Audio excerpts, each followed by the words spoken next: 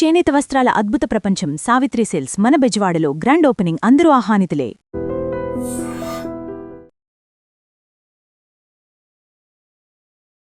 నమస్కారం, మీరు చూస్తుంది ఐ డ్రీమ్. నేను మీ కీర్తి. ఈరోజు నాతో పాటు జ్యోతిష్య రత్న జ్యోతిష చక్ర వైభవ నిపుణులు డాక్టర్ రాళ్లపల్లి రవికుమార్ గారు ఉన్నారు. గురుగారితో నా ప్రస్థానం చాలా చిన్నప్పటి నుంచి ఈ రోజు ఐ డ్రీమ్లో మొట్టమొదటిసారి మళ్ళీ మీ అందరి కోసం. నమస్తే గురుగారు. నమస్కారం. గురుగారు, సింహరాశి వారికి ఈ పరాభవనామ సంవత్సరాలు ఎలా ఉంటుందండి? తప్పకుండా అమ్మా. సింహరాశి అనగా మనకి మక 1, 2, 3, 4 పాదాలు, పొబ్బ 1, 2, 3, 4 పాదాలు, ఉత్తర 1 పాదం, ఈ నక్షత్రాల సమూహంతో మనకి సింహరాశిలోకి వస్తుంది. సాధారణంగా సింహరాశి వారు విపరీతంగా స్ట్రైట్ ఫార్వర్డ్గా ఉంటారు, ముక్కుసూటిగా ఉంటారు. సో ఎవరి మాట వినరు.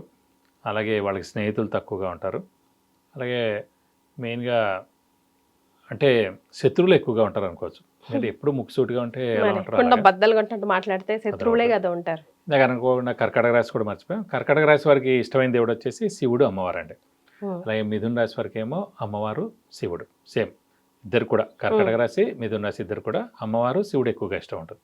అలాగే ఈ మెయిన్గా ఈ సింహరాశి వారికి ఏంటంటే ఈ సంవత్సరం ఆదాయం 5, వ్యయం కూడా 5 అండి. అలాగే 7 రాజపూజ్యం, అవమానం కూడా 7 అండి. సో 2 కూడా సేమ్ ఉన్నాయి. వీరికి మెయిన్గా అష్టమశని ఎఫెక్ట్ ఎక్కువగా ఉందండి. ఇందాక కూడా చెప్పుకున్నాం, మేషరాశికి వృశ్చిక రాశి అధిపతి కుజుడు, సింహరాశి అధిపతి రవి. సో ఈ కుజుడు, రవి శనికి అస్సలు పడదన్నమాట. సో ఈ 3 రాశుల వాళ్ళకి అర్ధాష్టమ శని కానీ, అష్టమ శని కానీ, ఏలినాటి శని కానీ వచ్చినప్పుడు విపరీతంగా ప్రాబ్లమ్స్ ఎక్కువగా ఫేస్ చేయాల్సి ఉంటుంది అన్నమాట.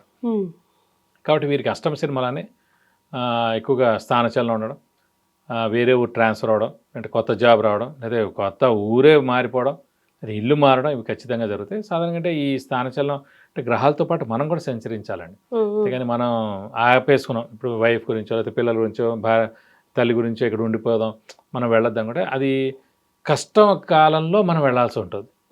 ఇప్పుడు ఇష్టమైన కాలంతో మనం వెళ్ళడానికి, కష్టకాలంలో వెళ్ళడానికి చాలా తేడా ఉంటుంది. అప్పుడు నిజంగా ఇంట్లో ఎవరో సిక్ ఉండడం, ఎవరో ప్రాబ్లం ఉండడం, పిల్లాడు కరెక్ట్ 10th క్లాస్ లేనప్పుడు ఖచ్చితంగా వెళ్ళాల్సి వస్తుంది. ఇప్పుడే అందుకే గ్రహాలతో పాటు మనం సంచరిస్తే ఏ ఇబ్బందులు ఉండవు, అనారోగ్యం ఉండదు, డబ్బు ఖర్చు ఉండదు, మానసిక ఆందోళన ఉండదు, చాలా బాగుంటుంది. కానీ మనం ఆపుకుంటే మటుకు వేరేగా ఉంటుంది అన్నమాట. సో స్థానచలనం ఉంది, దాంతో మంచి జరుగుతుంది, కాబట్టి ఏం ప్రాబ్లం ఉండదు. అలాగే గురువు కూడా దేవుడి జూన్ 1వ తారీఖు దాకా లాభస్థానంలో గురువు చాలా బాగున్నాడు. సో నిరుద్యోగులు ఉద్యోగం రావడం, ఉద్యోగస్తులు promotions, name and fame, boss నుంచి మనన, అలాగే ఫారెన్ టూర్ విజిట్స్, అసైన్మెంట్స్ ఇలాంటివన్నీ జరగడం. అలాగే అవివాహితులు ఎవరు అంటే వివాహం అవడం, సంతానం లేని వారు సంతానం, ఇవన్నీ కూడా మనం ఫాస్ట్గా చేసుకోవాలండి. ఎందుకంటే మళ్ళీ గురుబలం దాటిపోయింది అనుకోండి, మళ్ళీ 2 ఏళ్ల దాకా మళ్ళీ లేదండి. సంతానం కానీ వివాహం కానీ 2 ఏళ్ల దాకా లేదు. అందుగురించి జూన్ 1వ తారీఖు లోపల ఎలాగైనా మీరు ఫిక్స్ చేసుకోవాలి. సింహరాశి వారికి మెయిన్ సింహరాశి వారికి వివాహం కానీ సంతానం కానీ ఈ సంవత్సరం జూన్ 1 లోపల అవ్వకపోతే 2 ఏళ్ళు ఆగాల్సి ఉంటుంది. అంటే అది కూడా అవతల వైపు బెస్ట్ రాసే వాళ్ళకి గురుబలం బాగా ఉండే, ఇక్కడ అనుకోండి కన్యాదానం చేసే బలం బాగా ఉంటే కనుక తల్లిదండ్రులకి అది స్పీడ్ అవ్వచ్చు, కానీ లేదంటే 2 ఏళ్ళు ఆగాల్సి ఉంటుంది. అందుకే మీరు మెయిన్ ప్రయత్నం జూన్ 1 లోపల ఫాస్ట్గా చేస్తే ఈ శుభాలన్నీ జరుగుతాయి. అలాగే మెయిన్గా విద్యార్థులు కూడా చాలా బాగుంటుంది, ఎందుకంటే గురువు చాలా బాగున్నాడు కాబట్టి ఈ ఏడాది మెయిన్గా పోటీ పరీక్షలు కానివ్వండి, అయితే ఇలా నీట్ కానీ, ఎంసెట్ కానీ, అలా ఈవెన్ రాసినప్పుడు, అలాగే ఫారెన్కి వెళ్ళి చదువుకుందాం అన్న వాళ్ళకి కానీ వాళ్ళందరూ కూడా అత్యద్భుతంగా ఉంటుంది. మంచి ర్యాంక్ రావడం, మంచి యూనివర్సిటీలో సీట్ రావడం, ఖచ్చితంగా స్థానచలనం జరగడం. ఇప్పుడు విద్యార్థులు ఉన్నారండి, ఇదే స్థానచలనం అన్నమాట. మంచి ర్యాంకు, మంచి సీటు, బెస్ట్ కాలేజీలో రావడం మూలాన్ని ఆ ప్లేస్కి స్థానచలనమై వెళ్ళడం, అది విద్యార్థులకు ఉపయోగిస్తుంది అన్నమాట. సో అలా నన్ను అడిగితే మ్యాక్సిమం బాగానే ఉంటుందని చెప్పుకోవాలి. అష్టమశని ఎఫెక్ట్ మటుకు ఓన్లీ చేంజ్ ఆఫ్ ప్లేసే, అదే మేజర్. ఆరోగ్యం బాగానే ఉంటుందండి, ఆరోగ్యానికి ఏ ఇబ్బంది ఉండదు. స్థానచలనం ఉంటుంది, అంటే ఇంట్లో వాళ్ళతోటి కొంచెం దూరంగా ఉండడం అనేది జరుగుతుంది అన్నమాట.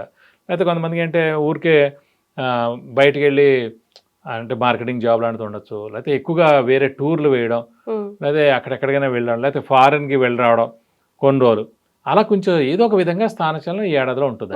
అది కలిసి వస్తుంది. ఎందుకంటే అక్కడ గురుబలం బాగుంది కాబట్టి గురువు ధనాన్ని ఇస్తాడు, అలాగే దైవబలాన్ని ఇస్తాడు కాబట్టి ఇక్కడ అష్టమశని ఎఫెక్ట్ ఉన్నా కూడా గురువు చాలా బాగుండడంతో అది మనకి అడ్వాంటేజ్ గానే వస్తుంది అన్నమాట. మొన్న వెళ్ళిన గ్రహణం సింహరాశి వారికి బాగా ఎఫెక్ట్ అని చెప్తున్నారు కాబట్టి బాగా భయంలో ఉన్నారండి. ఎందుకంటే అండి గుర్తుపెట్టండి, సింహరాశి అధిపతి మెయిన్ గా సూర్యుడు. ఆల్రెడీ ఇక్కడ అష్టమశని నడుస్తుంది, శనికి రవికి పడదు. అలాగే సూర్యుడు ఇక్కడ ఉన్నాడు కాబట్టి మెయిన్ గా గ్రహణం వచ్చింది కాబట్టి ఇప్పుడు చూడండి యుద్ధం ఇవన్నీ కూడా జరుగుతున్నాయి.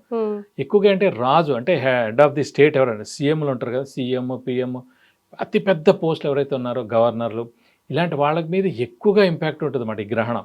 అదొక 3 నెలలు ఉంటుంది. అందులో సింహరాశి మీద ఉంది కాబట్టి ఖచ్చితంగా గవర్నమెంట్ రిలేటెడ్, అంటే సూర్యుడే మెయిన్గా గవర్నమెంట్ రిలేటెడ్ కాబట్టి గవర్నమెంట్ రిలేటెడ్ ప్రాబ్లమ్స్, గవర్నమెంట్లో చాలా ప్రాబ్లమ్స్ ఉండేందుకు అవకాశాలు ఉన్నాయన్నమాట. ఈ 3 నెలలు ఎఫెక్ట్ ఉంటుందండి దీనిది ఓకే. ఖచ్చితంగా. సో మనకి జూన్ దాకా దీని ఎఫెక్ట్ ఉంటుంది, దాని తర్వాత మెల్లమెల్లగా డైల్యూట్ అయిపోతుంది. సో ఆర్థికంగా సింహరాశి వరకు ఎంతవరకు పీస్ఫుల్ గా ప్రెషర్ఫుల్ గా ఉంటుంది అంటారు? అంటే అంత ఇదిగా వెళ్ళగా బాగానే ఉంటుంది. ఎందుకంటే గురువు మనకి గురువు లాభస్థానంలో ఉన్నాడు కనిపిస్తాం.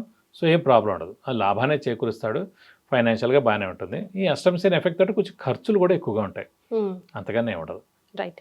సో ఇప్పుడు ఏ రకంగా చూసుకున్నా చాలా ఇప్పుడు పెళ్లికి సంతానానికి సంబంధించి అయితే లిమిటెడ్ పీరియడ్ ఉంది, అదర్వైజ్ 2 years బ్రేక్ ఉంది కాబట్టి కొంచెం వాళ్ళని తట్టి లేపి వాళ్ళని రైట్ దిశగా నడిపించడానికి ఎలాంటి రెమెడీస్ పాటించాలి? మెయిన్గా ఇప్పుడు మనకి శని ఎఫెక్ట్ ఎక్కువగా ఉంది కాబట్టి ప్రతి శనివారం ఉపవాసం ఉండడం, వీళ్ళతో ఒక శనివారం రోజు రక్తదానం చేయడం, ఇంకా కొంచెం ఇంపాక్ట్ ఎక్కువగా ఉంది అనిపిస్తున్నప్పుడు ఖచ్చితంగా శనికి 19,000 సార్లు జపం చేయించి 200 గ్రాముల నువ్వులు అలాగే ఒక 1000 రూపాయల వర్త్ గోల్డ్ ఐటమ్ బ్రాహ్మణుడికి దానం ఇస్తానక దోషం ఎలాంటిదన్నా తొలగిపోతుంది. అలాగే వెంకటేశ్వర స్వామి, ఆంజనేయ స్వామి ఆరాధన ఎక్కువగా చేయాలండి.